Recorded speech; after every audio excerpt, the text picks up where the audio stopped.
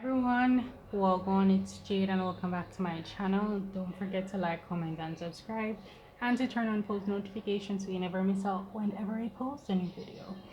Today, the last two videos you saw was me preparing to make a junk journal. So now, let's walk you through some of the papers I thought that would be good to do.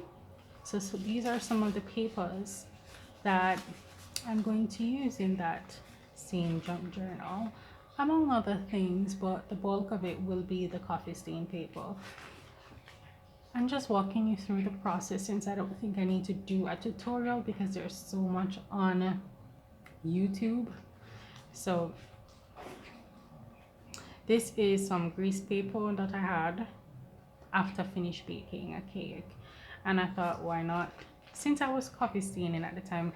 I don't like to turn on the oven for no reason, and this is, I know that sounds off, but when I'm baking is when I choose to do this, and it's a huge task, so I'm not going to do it every time. So I tried all of this was done in 2 go, and it is quite a lot.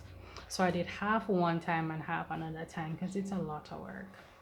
So just to walk you through the steps, you brew a batch of coffee. Now you can do it two ways. You can use instant or you can use brewed, but I prefer brewed coffee. Reason being, when you use I don't have any examples right now, but when you use instant, right, for instance, you had this, all of this would be sticky, and the minute if your hand is sweaty and you touch it, it's going to transfer all over your project.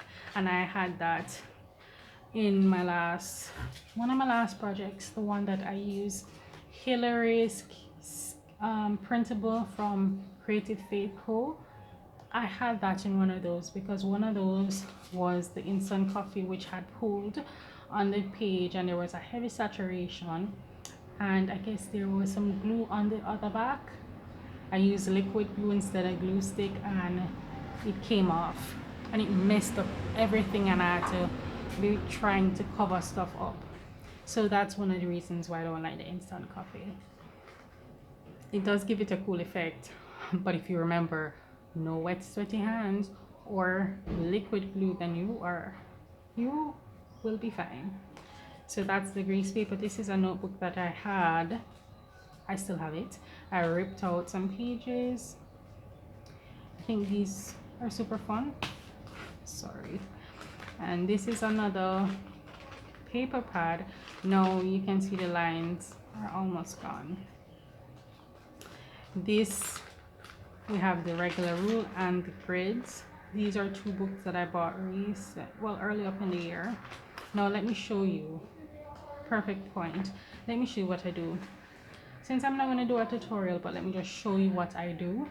So I will spread out the papers like so on the cookie sheet. I put the bigger ones underneath, and then I'll put like these, the smaller ones, and I'll put them in different directions like so. And then, well, not this thick amount, but like 2 or 3 layers, and then I'll put this in the oven. Now what that gives you is the different shades and the dimension. I think it adds something to the pages, so they're not just one flat color.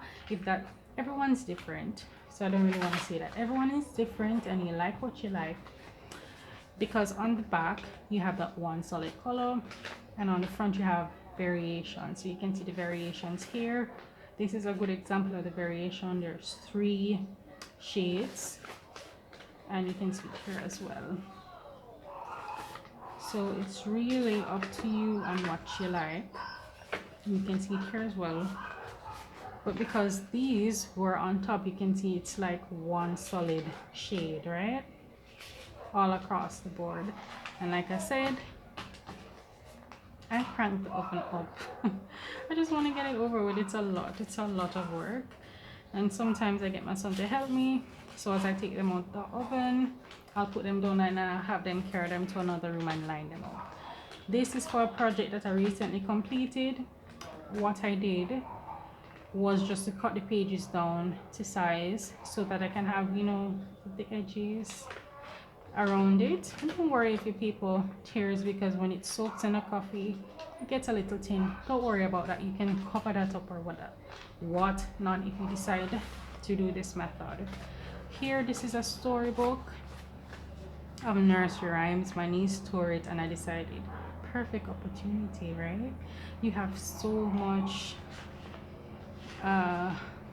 stuff to use from it, and it will come in handy.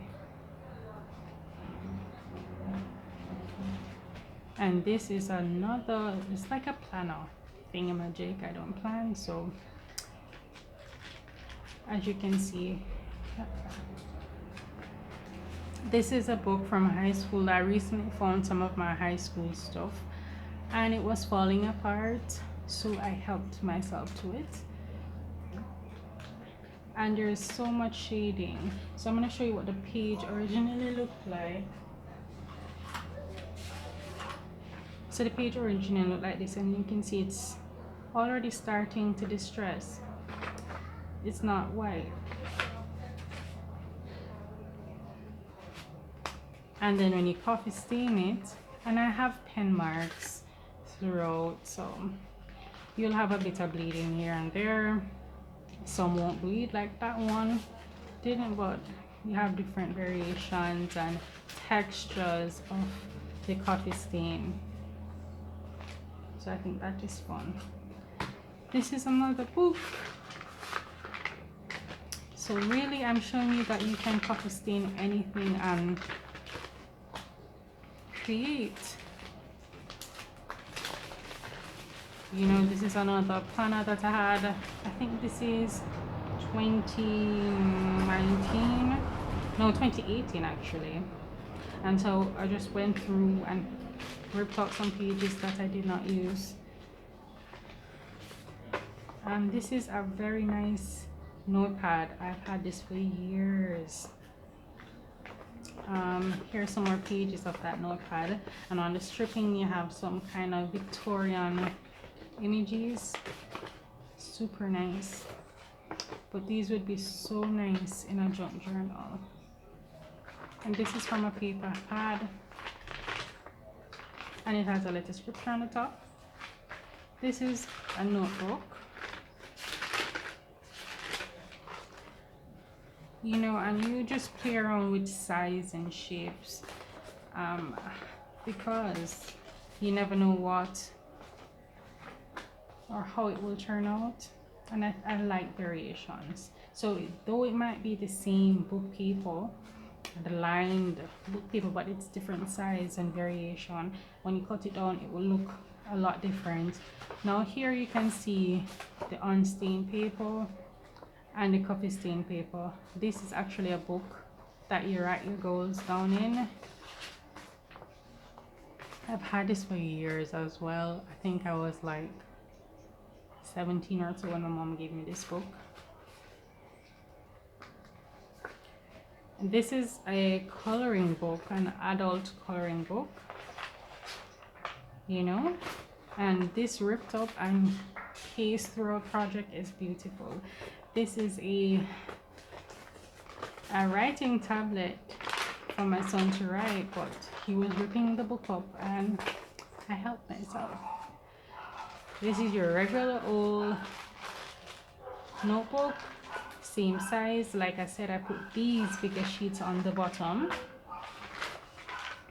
and then layer other papers over top. So you see this one, I kind of crinkled it, so I kind of laid it like this on the paper, so I have the fun lines.